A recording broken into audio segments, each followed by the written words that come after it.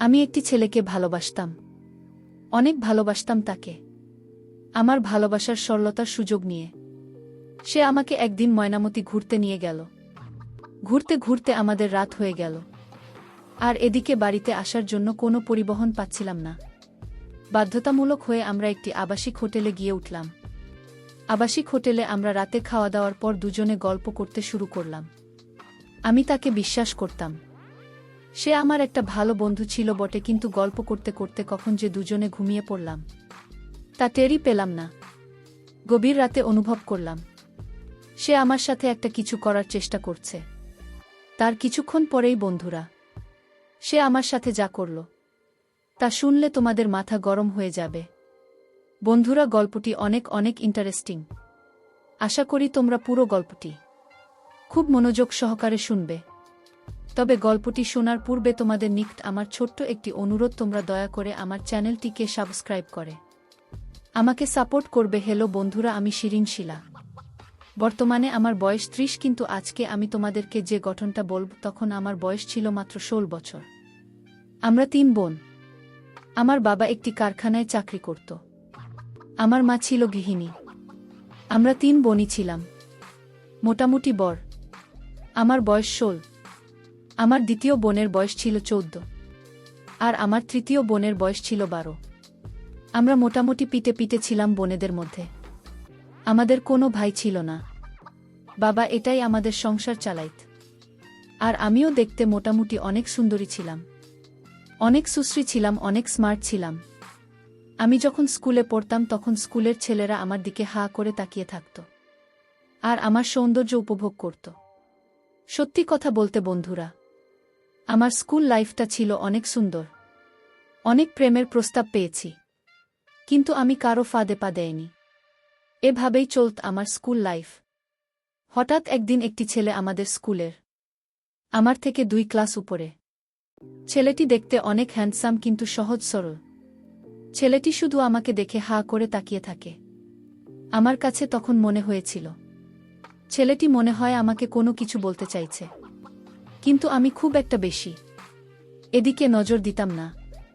আমি যখন স্কুল থেকে ছুটির সময় বাড়িতে আসতাম তখন মাঝে মাঝে ছেলেটি আমার পিছে পিছে আসতো, কিন্তু কিছু বলতো না। আমি পিছনে ফিরে তাকাতে ছেলেটি অন্য দিকে তাকিয়ে থাকত। আমার কাছে কেন জানি মনে হয়েছিল ছেলেটি আমাকে কিছু বলার চেষ্টা করছে। আমার যেহেতু কোনো ক্ষতি করছে না, তাই আমি ছেলেটিকে কিছু বলছি না। এভাবেই ছেলেটি প্রায় 1 থেকে 2 মাস আমার পিছু পিছু আসে আর আমাকে কিছু বলার চেষ্টা করে, কিন্তু আমি কোনো সুযোগ দিচ্ছিলাম না। একদিন ছেলেটি আমার নাম ধরে ডাক দিল, বসিলা, তোমার সাথে আমার কিছু কথা আছে। দয়া করে তুমি আমাকে একটু সময় দিবে? আমি বললাম, আমি অনেক দিন ধরে লক্ষ্য করছি আপনি আমাকে ফলো করছেন। আপনার উদ্দেশ্যটা কি? আমাকে একটু বলেন তো দেখি। বন্ধুরা, ছেলেটি আমাদের স্কুলের একজন ছাত্র ছিল। আমার চাইতে 2 ক্লাস উপরে এসে পড়ত। আমি তার নাম জানতাম। ছেলেটির নাম হচ্ছে সাজ্জাদুল ইসলাম সাজু। ছেলেটি দেখতে অনেক হ্যান্ডসাম, অনেক সুদর্শন, অনেক উঁচা লম্বা। বন্ধুরা, ছেলেটি যখন আমাকে বলল, শিলা, তুমি কি আমাকে একটু সময় দিবে? আমি তোমার সাথে একটু কথা বলতে চাই। যদি তুমি অন্ধকার চর্চা মনে না কর। আমি বললাম, না না, কি বলছেন আপনি? আপনি আমার বড় ভাইয়ের মতো। আপনি আমাদের স্কুলের একজন ছাত্র। হ্যাঁ, আপনি তোমার সাথে কথা বলতে পারেন। ছেলেটি আমাকে ধন্যবাদ জানিয়ে বলছিলাম, আমাকে একটু তোমার সাথে কথা বলতে সময় দেওয়ার জন্য তোমাকে অসংখ্য ধন্যবাদ। তারপর ছেলেটি আমাকে বলল, শিলা, তুমি কি জানো, তোমার সাথে কথা বলার জন্য, তোমাকে একটু দেখার জন্য আমি প্রতিদিন এই একই রাস্তায় তীর্থের কাকের মতো দাঁড়িয়ে থাকতাম। কখন তোমার সাথে একটু কথা বলবো, কখন তোমাকে একটু দেখতে পাব। আমি বললাম, যদি। আমি জানি আপনি আমাকে ফলো করছেন।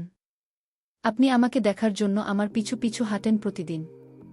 এখন দয়া করে বলুন তো, আপনার উদ্দেশ্যটা কি? ছেলেটি যখন আমার সাথে কথা বলছিল তখন তার 2 হাত পিছনের দিকে রেখেছিল। আমি বুঝতে পারছিলাম না ছেলেটির হাতের মধ্যে কি এমন জিনিস রয়েছে যেন পিছন দিক থেকে আড়াল করে রাখছে। আমি মনে মনে সব কিছু ভাবছিলাম। ঠিক এই মুহূর্তে ছেলেটি পিছন দিক থেকে একটি তাজা গোলাপ ফুল আমার দিকে এগিয়ে বলল, শিলা, আমি তোমাকে অনেক ভালোবাসি, কিন্তু আমি কখনো তোমাকে বলতে পারছিলাম না। তোমার কাছে আসলে আমি যেন কেমন আনইজি ফিল করি। আমি ছেলেটিকে বললাম, আপনি যে আমাকে ভালোবাসেন, আমাকে চান, তা আপনার আচরণ থেকে আমি বুঝতে পেরেছিলাম। আর তাছাড়া আপনারা অনেক বড়লোক। আপনার বাবা অনেক টাকা পয়সার মালিক, ব্যবসা বাণিজ্য সব কিছুই আছে। কিন্তু আমার বাবার তো কিছুই নেই। আমার বাবা সামান্য একটা ফ্যাক্টরিতে চাকরি করে যে কয় টাকা পায় তা দিয়ে আমাদের কোনোরকম সংসার চলে। আপনার সাথে আমার যায় না, আপনি দয়া করে আমাকে ক্ষমা করে দিন। ছেলেটি আমার কথা শুনে আমাকে বলল, শিলা, আমি তোমাকে ভালোবাসি। আমি তোমার বাবার টাকা পয়সা, অর্থসম্পদ, পারিবারিক অবস্থায় সব কিছুকে ভালোবাসি না। তোমাকে আমার ব্যক্তিগতভাবে ভালো লাগে। শিলা, ভাল লাগা আসে মন থেকে। আমি সত্যিকার অর্থে মন থেকে তোমাকে ভালোবাসি। আমি কথা দিলাম শিলা, আমি কোনোদিন তোমার ভালোবাসাকে অসম্মান করব না। তুমি আমার ভালোবাসাকে ফিরিয়ে দিও না শিলা, তোমার ভালোবাসার কাছে আমি অসহায়।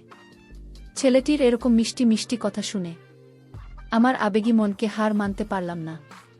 ছেলেটির প্রতি আস্তে আস্তে দুর্বল হয়ে যেতে শুরু করলাম। ছেলেটির মুখে এত মিষ্টি মিষ্টি কথা, যে কথা আমার হৃদয় ছুঁয়ে গিয়েছিল। তারপরও ছেলেটিকে আমি কোনোভাবেই বুঝতে দেয়নি যে আমি তার প্রতি দুর্বল হয়ে যাচ্ছি। আমি মনে মনে ভাবতে লাগলাম, বড়লোকের ছেলে আজকে ভালোবাসার অভিনয় করে আমার সর্বনাশ করে তারপর চলে যাবে, কোনোভাবেই তাকে ভালোবাসা যাবে না। তারপর আমি মনে মনে ভাবলাম ছেলেটিকে কিভাবে আমার কাছ থেকে বিদায় করা যায়, আমার পিছন থেকে তাকে সরিয়ে দেওয়া যায়। মনে মনে চিন্তা করতে লাগলাম এমন কিছু করতে হবে যাতে তার মনে কষ্ট না পায়, আর এমনিতেই সে আমার কাছ থেকে সরে যায়। আমি বললাম, দেখো সাজু ভাই, তুমিও যেমন আমাকে ভালোবাসো, ঠিক আমাকে একটি ছেলে এরকম ভালোবাসে। সে তোমার আগে আমার জীবনে এসেছে। এখন আমি কি করব সাজু ভাই? আমাকে একটা বুদ্ধি দাও, একটা পরামর্শ দাও। আমি তো তোমার জন্যই ছেলেটিকে ঠকাতে পারি না। আমি যখন অন্য একটি ছেলেকে ভালোবাসে বললাম তাকে পরীক্ষা করার জন্য, তখন আমি দেখতে পেলাম সাজু ভাইয়ের মুখটা একেবারেই মলিন হয়ে আছে, তার ভেতর থেকে যান কোনো কথাই বের হচ্ছে না। সে ভেতরে ভেতরে পড়ে যায়, ছাই হয়ে যাচ্ছে। কিছুক্ষণ পর ছেলেটি একটি দীর্ঘশ্বাস নিয়ে বলল, মনে হয় বিধাতা ভাগ্যে তোমাকে আমার কপালে রাখেনি। তা না হলে তোমার সাথে আগে আমার কেন দেখা হলো না, বা তুমি কেন আগে আমার নজরে পড়লে না? তোমার সৌন্দর্য আমার চোখের মধ্যে, ওই ছেলেটির আগে কেন ধরা পড়ল না? এই বলে ছেলেটি নিজের মাথার চুল নিজের টেনে টেনে ছিঁড়া প্রত্যেক দেখাচ্ছিল আর আমাকে বলল, শিলা, তুমি যদি অন্য কাউকে তোমার মনে জায়গা দিয়ে থাকো তাহলে আমার কোনো আপত্তি নেই, কিন্তু তোমার প্রতি আমার একটি ছোট্ট অনুরোধ থাকবে। প্রেমিক হিসাবে নয়, বন্ধু হিসেবে হলেও তোমার মনে আমাকে একটু স্থান দিবে। আমি যদি তোমার বন্ধু হতে পারি তাহলে আমি আমার জীবনটাকে ধন্য মনে করব। আমি বললাম, বড় ভাই, ছেলে মেয়ে কখনো বন্ধু হতে পারে না। বন্ধুত্বের মধ্যে তারা ভিন্ন কিছুর স্বাদ খোঁজে। আমাকে মাফ করে দেন। এই বলে ছেলেটির কাছ থেকে আমি চলে আসলাম। ছেলেটি কেবল আমার দিকে ফ্যালফ্যাল করে তাকিয়ে রইল, অসহায়ের মতো হয়ে। পরের দিন আবার দেখলাম ওই ছেলেটি আমার পিছন পিছন আসছে এবং আমাকে একনজর দেখার জন্য সে ঘন্টার পর ঘন্টা দাঁড়িয়ে থাকে, কিন্তু আমাকে কিছু বলে না। এভাবেই ছেলেটি প্রায় একটি বছর পার করল। আমি একটি বছর তার ধৈর্যের পরীক্ষা করলাম। এভাবেই চলতে লাগল আমার জীবন। হঠাৎ করে একদিন আমি অসুস্থ হয়ে যাই। আমাকে নিয়ে হাসপাতালে আমার আব্বু আম্মু ভর্তি করে। ডাক্তার আমাকে বলল, আপনার মেয়ের শরীরে রক্তশূন্যতা দেখা দিয়েছে, জরুরি ভিত্তিতে রক্তের প্রয়োজন। যদি সময়মতো রক্ত না পাওয়া যায় তাহলে আপনার মেয়েকে বাঁচানো আমাদের জন্য কঠিন হয়ে যাবে। আমার আব্বু আম্মু, আমাদের পরিবারের সবাই তখন হতাশাগ্রস্ত। কি করবে বুঝে উঠতে পারছিল না। ঠিক এই মুহূর্তে ওই ছেলেটি কার কাছ থেকে যান খবর পেয়ে আমি অসুস্থ হয়ে হাসপাতালে ভর্তি। খবর পেয়ে পাগলের মতো ছুটে আসলো হাসপাতালে এসে আমাকে দেখে কেঁদিল। আমার আব্বু তখন ছেলেটিকে জিজ্ঞেস করল, কে তুমি বাবা? তুমি আমার মেয়েকে দেখে কাঁদছ কেন? তখন ছেলেটি বলল, আঙ্কেল, আমি আসিলা একই স্কুলে পড়ি, সে আমার থেকে 2 ক্লাস নিচে পড়ে। আর ছাড়াও আঙ্কেল, শিলা আমার খুব একটা ভালো বন্ধু। আচ্ছা বলুন তো আঙ্কেল, ডাক্তার মশাই কি বলছেন, আর শিলার কি হয়েছে? তখন আমার আব্বু বলল, বাবা তোমার নাম কি? আমি বললাম, আঙ্কেল আমার নাম সাজ্জাদুল ইসলাম সাজু। আমি আপনাদের এলাকারই সন্তান। আমার আব্বুর নাম সাবির মিনা। গুঞ্জে আমার আব্বুর কাপড়ের ব্যবসা আছে। তখন আঙ্কেল আমাকে বলল, তুমি সাব্বির মিয়ার ছেলে। এসো এসো বাবা বসো। তখন ছেলেটি বলল, আঙ্কেল শিলা কিভাবে অসুস্থ হয়েছে আর কি সমস্যা? এবার আমাকে একটু খুলে বলুন তো দেখি। তখন আমার আব্বু বলল, বাবা সাজু আমার মেয়েটাকে যেন হঠাৎ করে কি হয়েছে ডাক্তার পরীক্ষা করে বলল, মেয়েটার শরীরে নাকি রক্তশূন্যতা দেখা দিয়েছে। এখন এই মুহূর্তে আমাদের জরুরি রক্তের প্রয়োজন। এখন কি করি বলতো বাবা দেখে একটু। আমি বললাম, আঙ্কেল শিলার কি রক্তের প্রয়োজন? তারপর আমার আব্বু একটা রক্তের গ্রুপ থাকে। ছেলেটি কি বলল? ছেলেটি বলল, আঙ্কেল আপনি কোনো চিন্তা করবেন না, আমার রক্তের গ্রুপ শিলার সাথে মিল আছে। আপনি খুব তাড়াতাড়ি ডাক্তারকে বলেন আমার এখান থেকে রক্ত নিয়ে তাকে বাঁচাতে। ছেলেটির কথা শুনে বাবা খুব সাহস পেলেন। খুব তাড়াতাড়ি ডাক্তারকে বললেন, ডাক্তার মশাই আমি রক্তের সন্ধান পেয়েছি। আপনি ওই ছেলেটির কাছ থেকে খুব দ্রুত রক্ত নিয়ে আমার মেয়েটিকে বাঁচান। তারপর ডাক্তার মশাই ওই ছেলেটির কাছ থেকে রক্ত নিয়ে আমাকে বাঁচালেন। আমি খুব অদ্ভুতভাবে চিন্তা করতে লাগলাম যে কতটুকু মহৎ হলে একটা মানুষ নির্দ্বিধায় একটা মানুষের জন্য রক্ত দিতে পারে। ছেলেটির প্রতি আস্তে আস্তে আমি দুর্বল হয়ে যেতে শুরু করলাম। আর মনে মনে আমি খুব অনুশোচনায় ভুগছিলাম, কারণ ছেলেটি 1 মাস 2 মাস নয়, পুরো 22 বছর আমার পেছনে ঘুরঘুর করছে। কতই না কষ্ট পেয়েছি, কতই না কষ্ট আমি তাকে দিয়েছি, অথচ ছেলেটি আমাকে সত্যিকার অর্থে ভালোবাসে। যে ভালোবাসার প্রতিদান স্বরূপ আমি আজকে পেয়েছি, তার জীবনের রক্তবিন্দু দিয়ে সে আমাকে বাঁচিয়েছে। এসব ভাবতে ভাবতে নিজের প্রতি ঘৃণা করতে শুরু করলাম, যে একজন এত ভালো মানুষকে কিভাবে আমি এত কষ্ট দিতে পারলাম।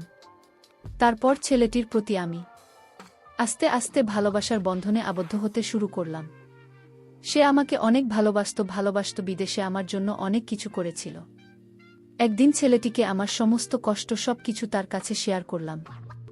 বললাম যে, এতদিন আমি তোমাকে যে অভিনয়টা করেছিলাম, সত্যিকার অর্থে আমার তেমন কোনো ভালোবাসার মানুষ ছিল না।